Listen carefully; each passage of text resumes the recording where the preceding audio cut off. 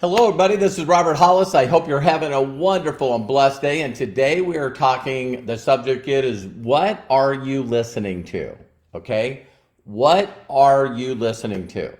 So, the one thing I want to say to each and every one of you with all the craziness that is happening all over the world, it's these times that, we have to work on what we're thinking and what we're listening to more than anything.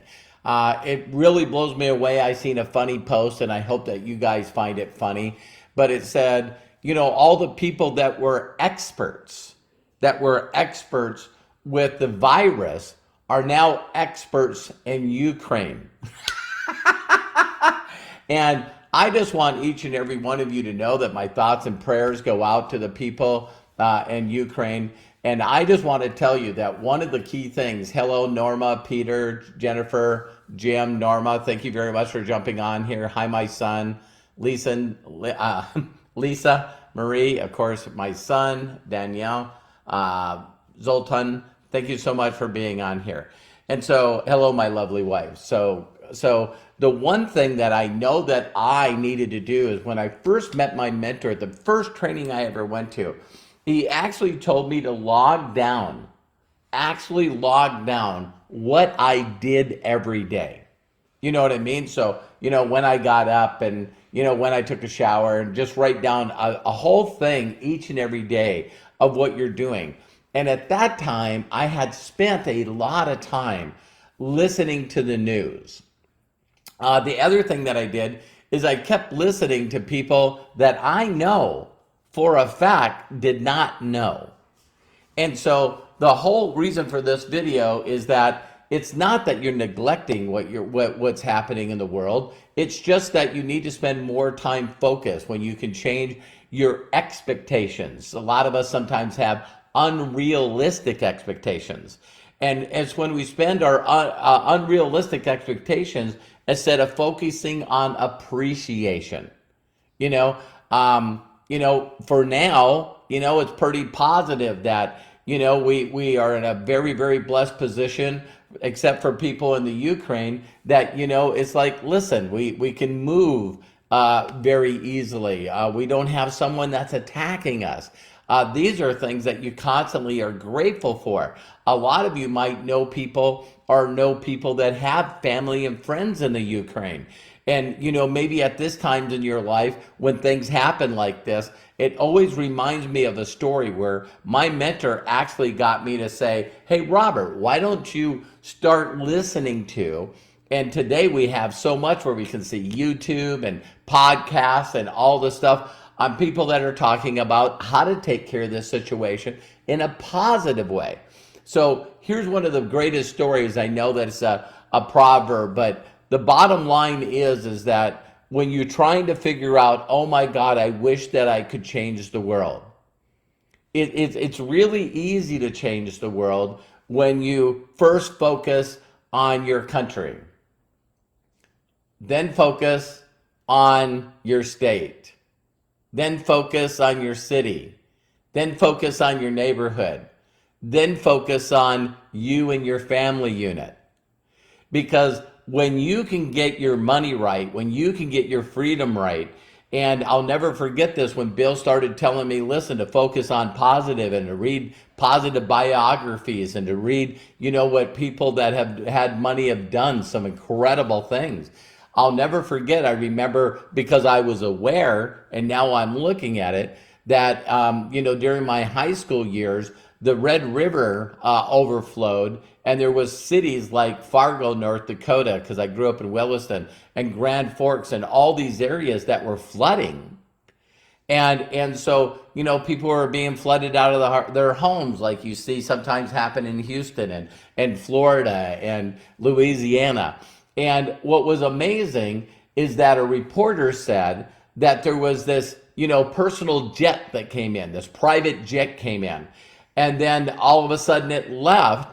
And what they did is they deposited millions and millions of dollars in banks all the way around the flooded area. And they basically said if you went into these banks, they mentioned it on the news and the radio everywhere, that if you came in and you had a driver's license, that had the address of Grand Forks or Fargo, that you could go in there and the bank would give you thousands of dollars, based on the amount of people in your family. And I was going like, wow, and so I heard, that it was Ray Kroc's wife. So the founder of McDonald's. So it's amazing that I remember when I first started studying people that did good things in the world when bad things happen, is that I immediately found out that imagine being in a situation where you're watching the television or you get some news and you go, oh my God, I just wish I was in a better financial position to help people. I wish that I'd freed up my free time so that I could immediately go out and help people. And you always see people that are doing this, when all of a sudden tragedy happens, they're in a financial position and actually hire people to go do that. So, that's one of the reasons that I love, financing and giving money to the Zweigel Foundation, because they're consistently out there doing things to help mankind. And so I just wanted this short video. I got a really good friend that's coming over that I've helped. Me and him have made companies millions and millions together. So I'm looking forward to breaking bread and getting to know him again. And it's just amazing that, if you put yourself in a situation that, wow, next time something happens, which there's always things happening, that you put yourself in a financial place and also a freedom place where you can take time off and it doesn't hurt your income. You can run and go help people that you want to help and need. That you're in a position, I did an interview with Andrew Logan yesterday, and he said time is very valuable to him. So when people reach out to him to ask him to do something, he's saying, well, listen, can I just write you a check? But it still comes down all to what we've been talking about in the last week or so, is it all comes down to you. So a lot of people sometimes during when crisis is happening, they're like, oh my God, I want to focus and I want to be a big voice and I want to really spend a lot of my time going out and preaching against all the injustice in this world. And that not only can put you in a bad place, but it also is very depressing. And it's very polarizing, like Jenna said, where all of a sudden you're fighting for the right to make a point.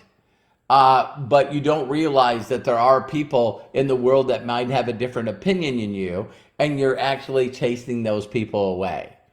I'll leave you with this quote by Mother Teresa. I just love her. And again, for those of you, it takes no skill to find something negative about something. And so Mother Teresa actually was asked one time, when it comes to all these tragedies and these awful things that are happening to children and all these awful things, why she never shows up to actually help and protest against it. And she said, because what you focus on, you make bigger. When you focus, you make things bigger. And so she says, let me know when you want to do rally about love and about world peace, because I'll make sure that I'm at that rally. But I'm not going to be at a rally and I'm not going to be going against something, because, the biggest example I use for this is the war on drugs. You got everybody focusing on the war on drugs and it just keeps getting worse and worse. So I love and appreciate you. If no one's told you that you can be fulfilled and happy, let me give you that permission like my mentors did. And I'll see you tomorrow at the same time. Look up really close on my Facebook, because I plan on putting a training together, and I want to do a training on handling objections. So I'll make a post about that. I believe that we do that 1 o'clock, and then for those of you that are in the vision group, make sure that you become a part of the vision group, because we're also with Matthew, my son. We're doing a book review on Think and Grow Rich. So you can check everything out. Go to roberthollis.com, or I'm going to also give you a meditation that I use to get me to focus on positive instead of negative by Vision Lakhani. So I just posted that in the group. So take care. God bless. We'll talk to you soon. Bye for now. Love and appreciate you.